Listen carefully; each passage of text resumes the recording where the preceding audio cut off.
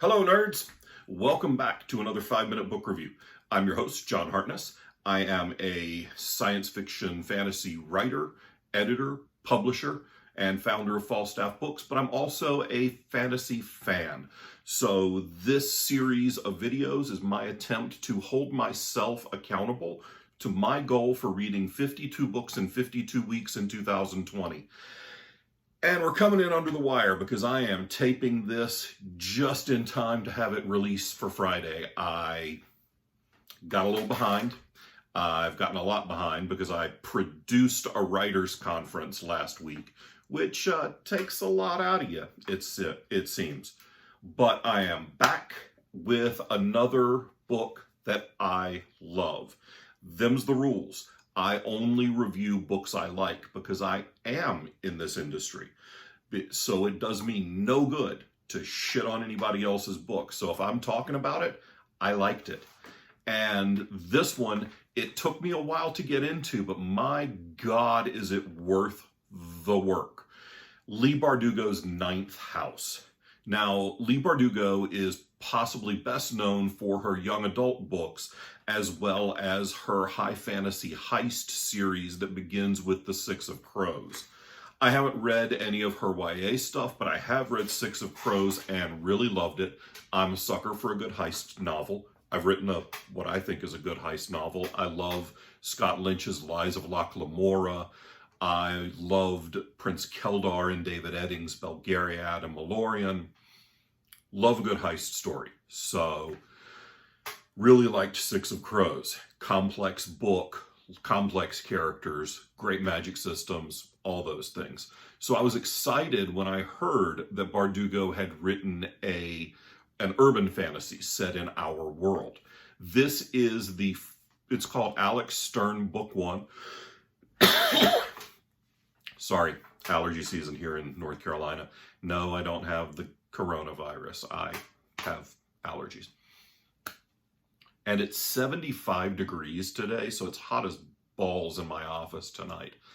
But anyway, Alex Stern is the protagonist. She is a first-year student at Yale, and she got in because she has specific magical powers that one of the old secret societies of Yale really wanted and needed.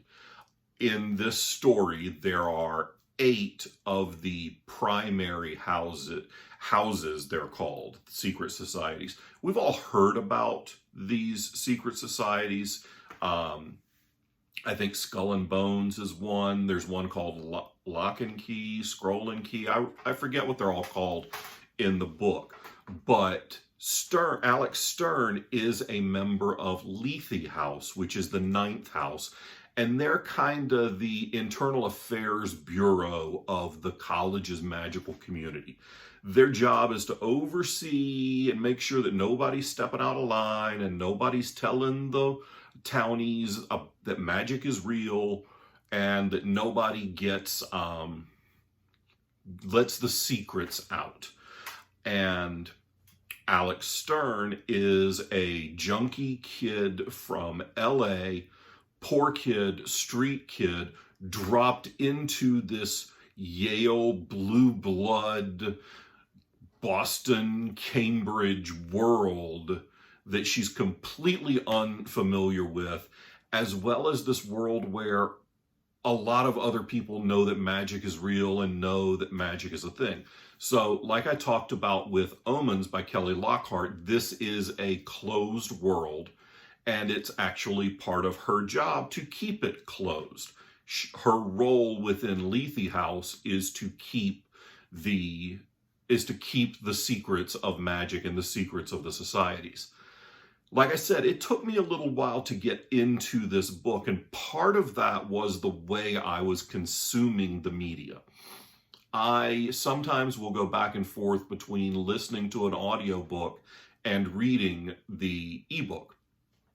I read practically no paper, despite the shelves and shelves of paper behind me. You will notice that there's some big holes in the shelves. That's because I haven't unloaded the truck from the conference last weekend.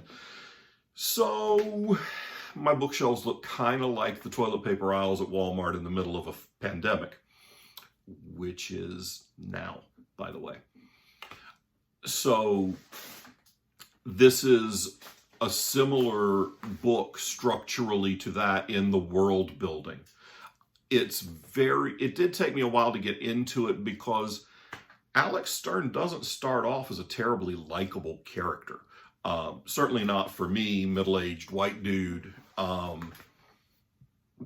Took me a while to get into an 18-year-old Latina's mind, and she came from a rough upbringing. She was a junkie. She was a street hustler kid.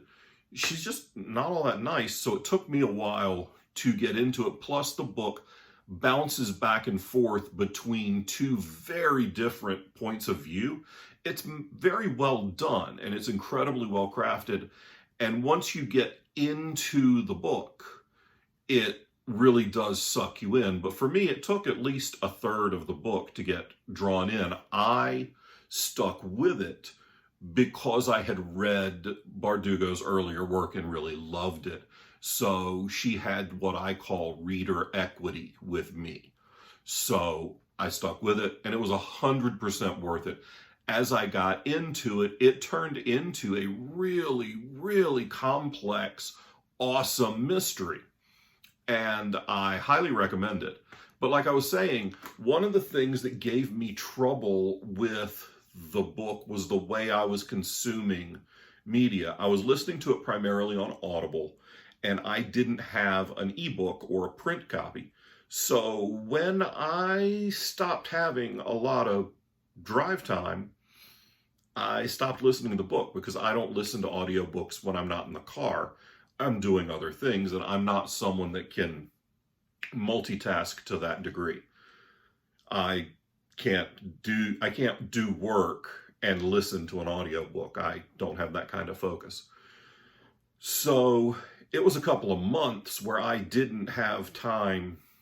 I didn't have drive time. And look, I write. I'll stay in my house for 3 or 4 days in a row and then only go somewhere in town.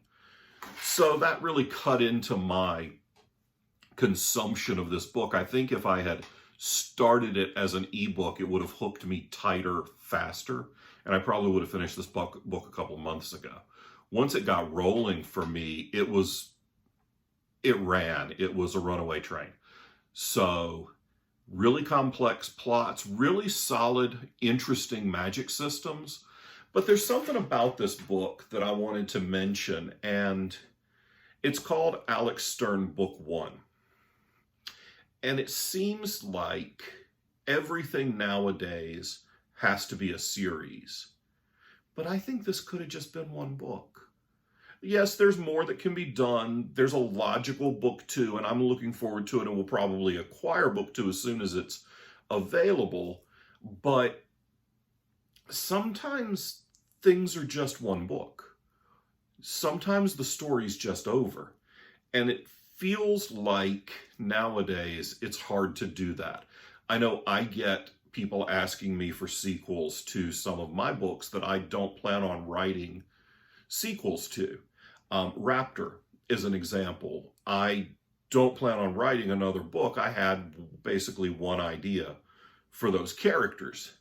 And it also didn't sell enough to warrant me taking several months out of my life to write another book. But The Chosen, for example, my first novel, that book's done. It's over. There's nothing else. That story ended. I can't tell anything else. So it makes me wonder sometimes, both as a creator and a consumer of creative works, if we're not focused too much on binging and on constant gratification, if maybe it's okay for some things to just be one book. So, I don't know, something to think about. So, but in the meantime, while you're thinking about that, you should run out right now and pick up Ninth House by Leigh Bardugo. And if you've already read it, leave a note in the comments. If you loved it, let me know. If you think I'm an idiot, keep it to your damn self. If you think I'm brilliant, leave a note in the comments. And don't forget to like, share, and subscribe, because it really does help out the channel and stroke my ego, because obviously that needs more help. And I've got some stuff out there. Go buy my shit. It'll be fine. I'm going to go edit this because it needs to be uploaded by midnight. So I'll be back next week. And until then, be good to one another. All right?